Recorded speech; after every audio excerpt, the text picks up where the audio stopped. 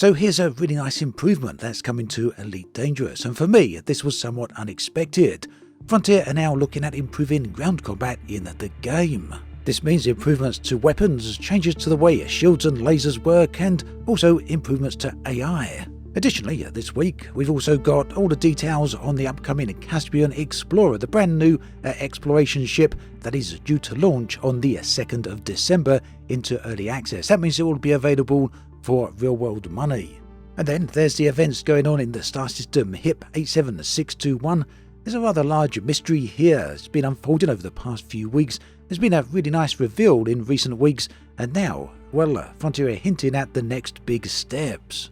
So let's start with that ground combat change. Now, many of you will be well aware, ever since the launch of Elite Dangerous Odyssey, players have been able to get out of their ship and engage on FPS combat. There's a lot of different areas where you can do this, particularly on planetary bases, and with the upcoming release, the upcoming expansion earlier next year, you'll be able to also have ground-based combat inside megaships. So looking forward to seeing how that goes. Meanwhile, though, Frontier want to dramatically improve and rebalance the whole FPS aspect of the game. Now, there's quite a few different areas that they're looking at here. Some of the changes are going to be focused on weapons, others are going to be focused on damage types, so armor, shields and all that. And then, of course, there seems to be a complete adjustment to AI itself, and hopefully this one's going to be a substantial change because, in my opinion, the ground-based AI enemy combat has been needing that for a very long time. Now, I've got a few images here from Frontier. They were sent over as part of the Elite Dangerous Partner Program. Unfortunately, we don't have any footage just yet on the AI improvements, so yeah, static images make AI improvements very difficult to judge, but nonetheless, they do give us a bit of an illustration on what's going on. At any rate, Frontier say smarter AI, so enemy AI, they say, will make better decisions about taking cover and their positioning.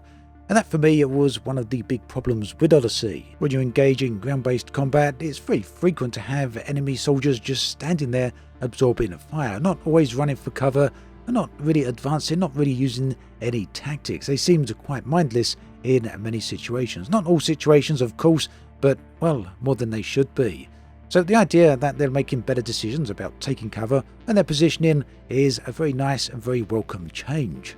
Also, these enemies are now going to have a greater urgency when it was required, basically, and be able to aggressively flush players out. That's Frontier's exact word in there.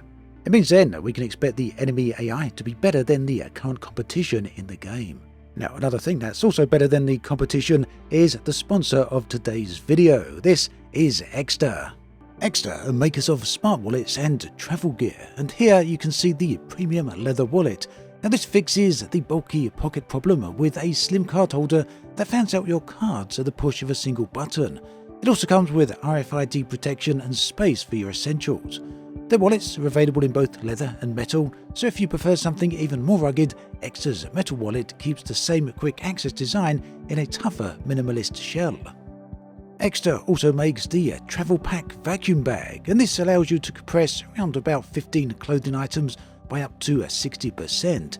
It works with Exter's pocket-sized USB-C rechargeable air pump or any standard vacuum cleaner. The pump is available separately, or you can grab it bundled with bags as a travel pack vacuum kit. Right now, their Black Friday sale is live with up to 54% off, and my community gets an extra 10% on top of that by using the code you can see right here. Do check out the link in the video description. There's also a whole bunch of changes coming to the weapons in Odyssey. These will be the handheld weapons you use. So a very simple change here that I do actually think is going to be quite a dramatic thing for overall quality of life and the flow of the gameplay is that weapons are now going to have a faster stow and draw time. I've always felt that stowing weapons and drawing weapons is a little bit too slow in the game, so this will help things pick up the pace a little bit. Also, plasma weapons are going to have increased projectile velocity, and that is very handy because, well, we got these big floating blobs that tend to, well, they can miss because they go slow. When they hit, they do have a high impact, high damage, but yeah, a bit of velocity here I think is a good change. This is a smart move from Frontier. Also, they say select weapons have had ammo, clip size and damage values adjusted to align with the new balance shifts. That's something I can't comment on too much just now, at least not until we actually see this in action and get hands-on. But it shows that Frontier are looking at all areas of the ground-based combat. Additionally, another item here, damage type interactions have been reworked. What does that mean? Well, it covers 3 different areas. They say lasers now deal more damage to health, kinetic weapons deal more damage to shields. There's another one we'll get onto in just a moment, but these 2 are important because, the enemies in Elite Dangerous do tend to be a little bit too bullet spongy. This is a complaint I've had since day one. So if all the weapons, both laser and kinetic, are going to start dealing more damage to their respective damage types, that's health and shields, then the enemies should start feeling, I hope at least, a little bit less bullet spongy. That means absorbing just rounds and rounds of damage before they actually go down. That needs to speed up a little bit. The third element they're focusing on here is previous cross-type bonuses have been reduced. And they do go into a little bit more detail on exactly what that means, because that seems a little bit vague on the surface. And I'm going to read off exactly what they say here. Shields now have reduced resistance to kinetic damage and less vulnerability to laser damage. Armor now has reduced resistance to laser damage and less vulnerability to kinetic damage. So you'll notice the theme here again is speeding up that time to kill. It means that you'll be able to use kinetic weapons on shields and have a bit more of effect than you previously could, and lasers on armor, and again have a slight more effect than you previously could. And that the goal here is that Frontier really want to increase the flexibility of weapon choices without actually penalising the players for the weapons they choose to carry.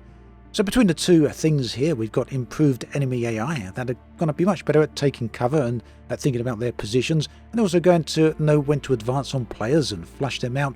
And on top of that, we've got a lot of different weapons balances, faster stowing and drawing, as well as an increased time to kill by the sounds of it. All of these go a long way to dramatically improving many of the problems that I, and perhaps many other people, have had with Odyssey FPS for a very long time. And it's certainly very clear that Frontier realise that this has been a problem because firstly, they're making these changes, and secondly, they're making these changes before the release of the next big update, which is going to introduce FPS combat inside space-based megaships. So there's going to be more FPS combat all round, and hopefully now it's also going to be improved. Now moving on, we come to the Caspian. This is a new large exploration ship. It's probably going to be the largest single exploration ship in the game. Frontier say that it works on the premise that was introduced earlier on with the Mandalay, but it takes things quite a bit further. So we've got some new images of the Caspian Explorer. Unfortunately, again, no footage just yet, but one thing that Frontier say this ship does have in spades is a panoramic cockpit. Now from the outside, that doesn't seem too apparent. The cockpit there looks quite enclosed and quite small, but from the inside, things look quite different, as we can see right here. Another element that Frontier talk about here are the 3 new Mark II modules that are introduced for the Caspian Explorer. One of these is the armor, and you may remember in my previous video where I spoke about the Caspian Explorer, I did kind of speculate that this armor could have some benefits when it comes to planets and gravity and your landing. So Frontier saying that is pretty much what's going on here. They say the new armor allows for steeper, faster gliding and seamless orbital approaches. I don't quite know what seamless orbital approaches means, but the idea of faster and steeper gliding might suggest that you can almost approach planets directly now and come in hot instead of coming in at an angle. And that in turn would mean that when you're out there in deep space, you're going to be taking a lot less damage for making mistakes on those planetary approaches. Another area they say is optimized thrusters. These are tuned for near-planet flight. They say reducing the impact of gravity on thrusters. Again, this one is going to have to be a case of playtest it to know exactly what it means, and I'm not going to speculate too much on that side of things. The third Mark II module is an FSD supercharge. This is an upgrade that allows you to jump much further when scooping from neutron stars. Now, it's been possible for a long time to be able to get a jump boost with neutron stars, but it looks like the Caspian Explorer is going to be doing this somewhat different. So not just neutron stars, but also white dwarfs as well. Another important piece of information here is that the Caspian comes with a size 8 frameshift drive, and also there's going to be a load of internal capacity as well.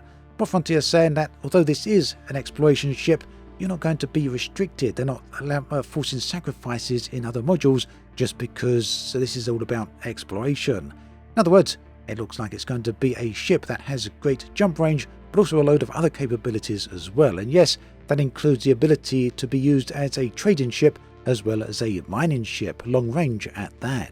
It comes with 7 different hard points. 6 of these are medium and 1 of them is going to be large. On screen here you can see the full technical specs. Yeah, it looks pretty interesting, doesn't it?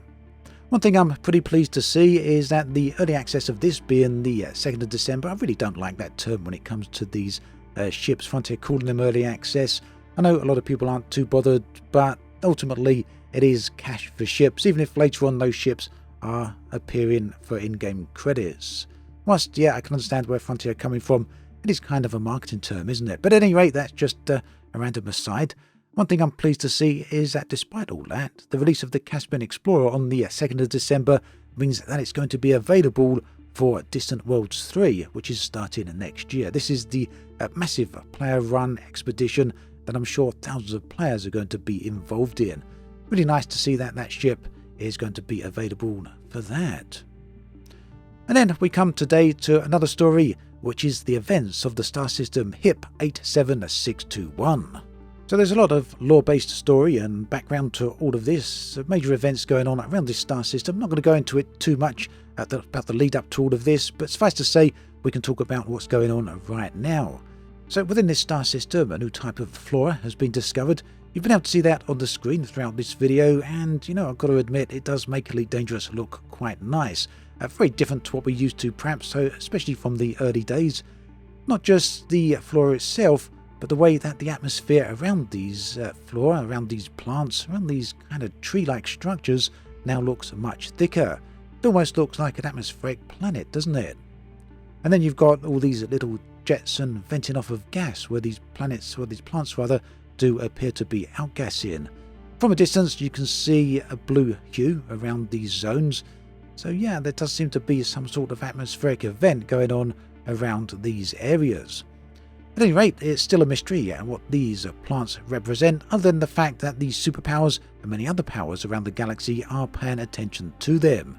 There is a community goal going on around all of these right now. If you come here and take samples of these plants, you can take that data back to the relevant space station and you'll discover that the rewards for doing so are actually pretty high. The only downside, perhaps, if you weren't aware of this, is there's only around about 1 day, maybe a little bit more left on this community goal. So if you're watching this video early enough and you want to get involved with that, you're going to have to move pretty fast. That said, Frontier have also hinted, well, they pretty much outright said, that what comes next is going to be big. Now, I wouldn't necessarily interpret that as brand new content big. I doubt whether there's going to be atmospheric planets or anything like that. Although, technically, I guess you're seeing these plants here and they're outgassing, and they could perhaps be used as atmospheric terraformers. That would be a pretty nice change, wouldn't it? Suddenly, we see all these new atmospheric planets cropping up around the galaxy. Love to see that. But to be very clear, that doesn't appear to be the direction Frontier are going in. The most recent Galnet article on all of this pretty much points out that all of this is down to potential pharmaceutical applications, and that the biochemical makeup of these plants has some sort of military application, and that's why we're seeing all the military mobilization increasing around the star system. What that all will ultimately lead to, who knows? It's certainly a pretty big mystery here, but hopefully it does imply at least some type of in-game content. We'll have to see all that, how that all goes. Let me know about your theories in the comments section below. So that brings us to an end of this video, and my thanks again to Extra for sponsoring this video. Do check out that link in the video description. Thanks for watching, take care, and I'll catch you next time.